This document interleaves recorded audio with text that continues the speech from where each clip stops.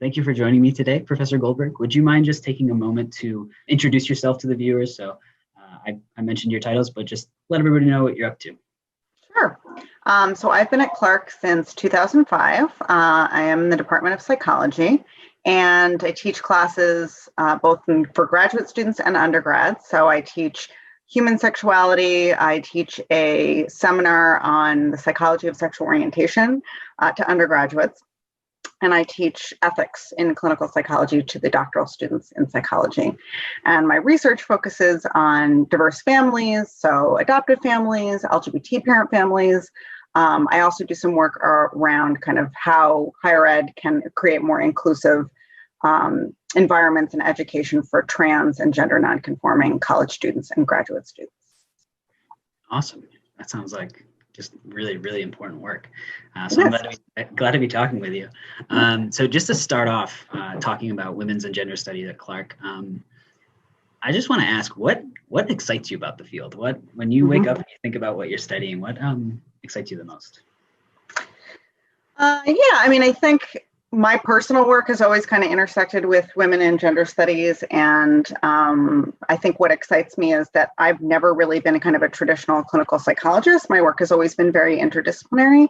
And so I think WGS as a field is very interdisciplinary, right? We're all thinking about gender and we're thinking about power and intersectionality from a lot of different kind of perspectives in a lot of different fields. And so what's exciting is that folks in history or, the language arts or screen studies or psychology or sociology, we're all interested in gender and gender as a lens, but we're approaching it from different vantage points, right? So we're kind of interested in, a lot of the same things, but we're often using different lenses and different tools in centering gender, but it's always part of our analysis. And that kind of creates, I think, a lot of excitement when we kind of come together and we develop programming together where, we can really learn from each other, whether it's an event on women in STEM or gender as it has developed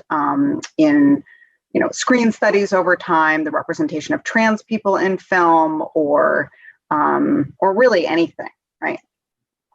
Awesome. Thank you. I think when you kind of give me that answer about intersectionality and finding excitement in the ways that different fields kind of come together through this single lens, I think it's funny. I see that a lot with Clark majors in particular, like not just WGS, but also like community youth and education studies is like such a Clark major, or like international development, social change is another one that I think about, where it's not just the study of one thing, but the combination of a bunch of things in a particular lens. So awesome to hear that that's the case here too.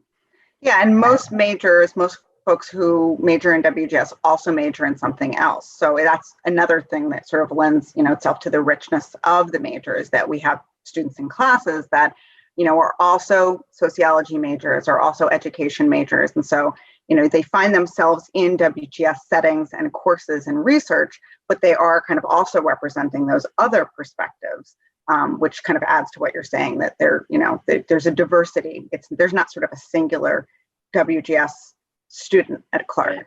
Right. No, that's awesome. That's great, because the single narrative, the single story is never enough. It doesn't encompass what we need to know. But awesome. Kind of switching gears, I think people thinking about higher ed, college, Clark, want to prepare themselves for the future. And we say we do that in a variety of ways, but one of the ways I think we talk to prospective students about how we prepare them is they gain skills and, habits of mind, and just things that will make them successful in the future. So in terms of WGS, what are some of the main like skills or traits or habits of minds that students develop in that program that will serve them kind of later on? Yeah, I think, and this is making me think of quotes from a WGS alumni survey that I sent out, where we kind of asked them, what are the things that you really took from the major, or how do you see this major showing up in your work or in your, field, for example, in what you're doing now? I'm going to just pull down this. The sun is You'll coming have around. to cut that, and then you want to start over with that question, because that way that was just very distracting. You turned into this very illuminated I was suddenly like with a halo. So start that question over, and then I will just repeat myself. It was actually super funny. You were transcending as you were talking about it. That might be distracting to the viewer, though. So. Yeah, no, absolutely. I was gonna distract, but okay, cool. Yeah. I'll dial it back and I'll restart. Make sure that. Okay, good, perfect. I haven't even had my little light set up. Okay. Awesome. All right, so I'll ask that question again. How did I frame it? Okay, so switching gears, one of the things that Clark kind of talks about and promises to prospective students is that, we're preparing them for their future, whether it's through, I don't know, building good habits or skills or, different character traits. So with that in mind, what are some of the main sort of skills or habits of minds that students develop through WGS? Great.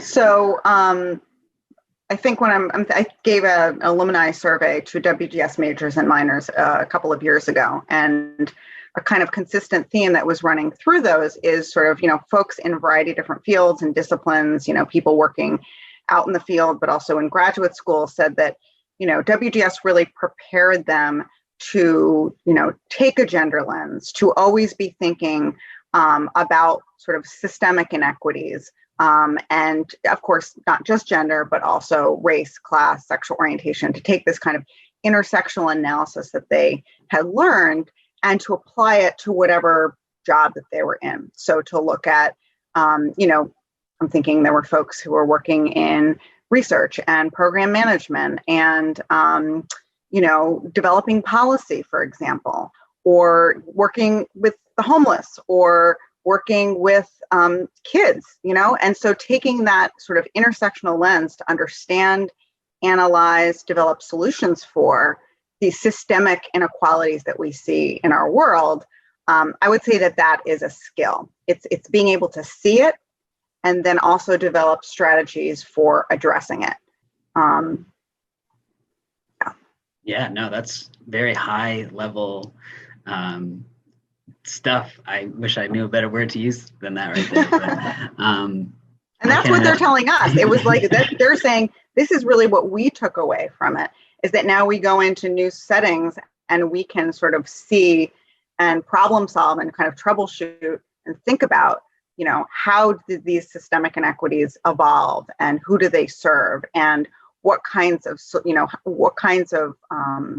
strategies might I bring to the table to reduce them and figure out more equitable solutions for everybody, right? And how is gender imbued in everything? If we think about the pandemic right now, it may not look like it, but gender is, central in terms of who's working, who's exposed, who's getting sick, who's at home, taking care of children, also trying to teach, who's most vulnerable, who are the heroes in some of these stories.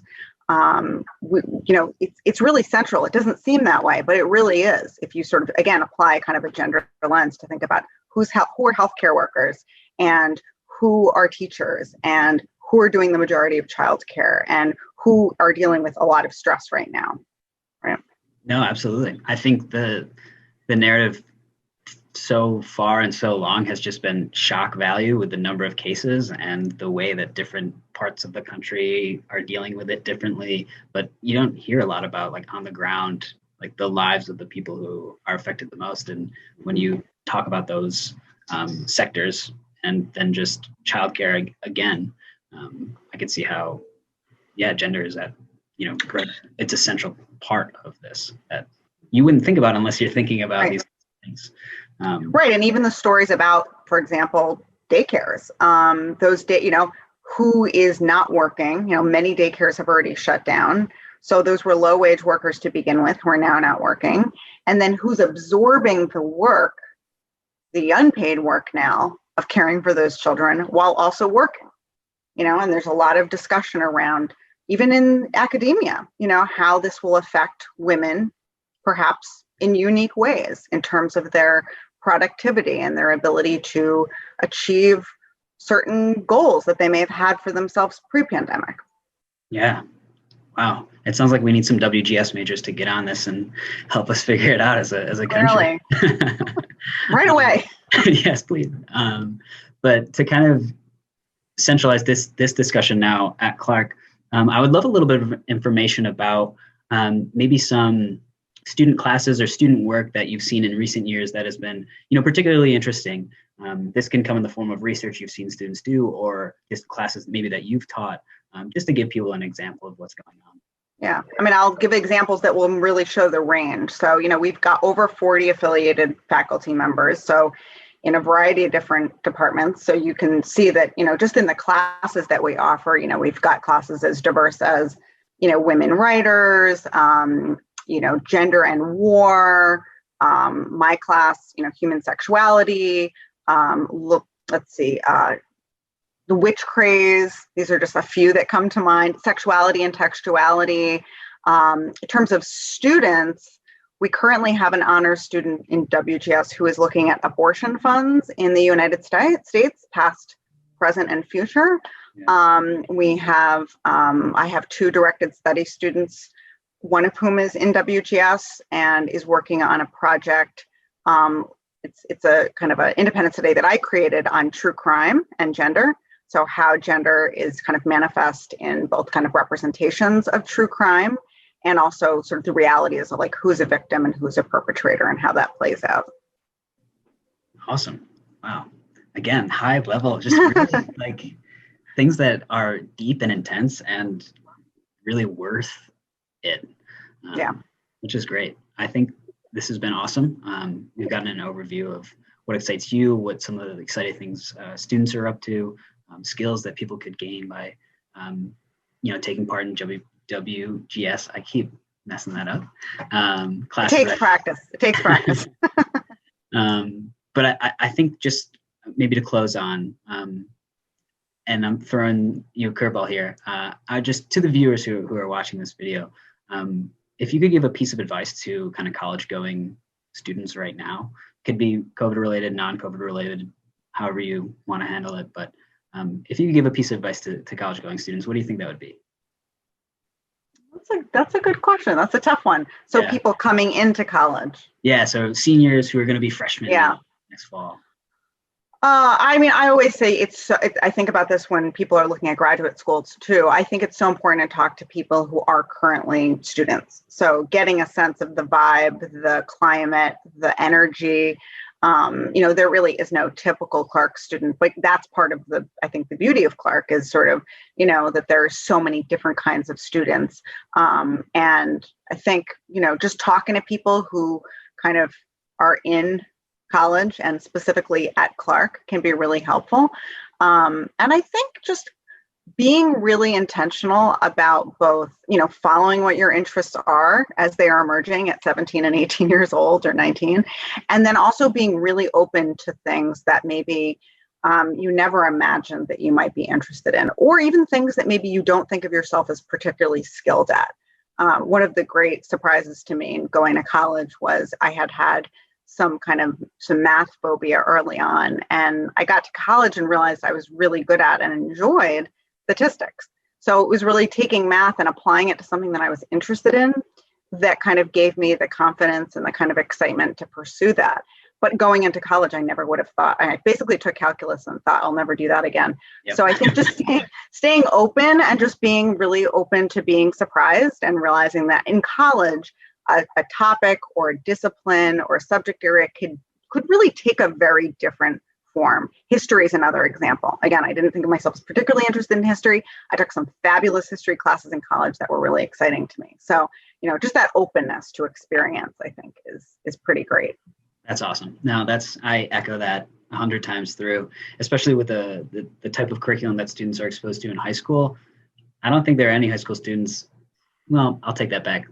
Very few high school students have the option to take women's and gender study classes in high school. You know what I'm saying? And they could come to Clark and then find it to be, the thing. So, but they might already be applying a gender lens in their lives and really be noting things that then they'll bring to Clark or another college, and they will they'll realize that they've been a WGS student in training all along. I feel like that's a proper thing to end on. Professor Goldberg, thank you so much for spending time with me today. Thank you.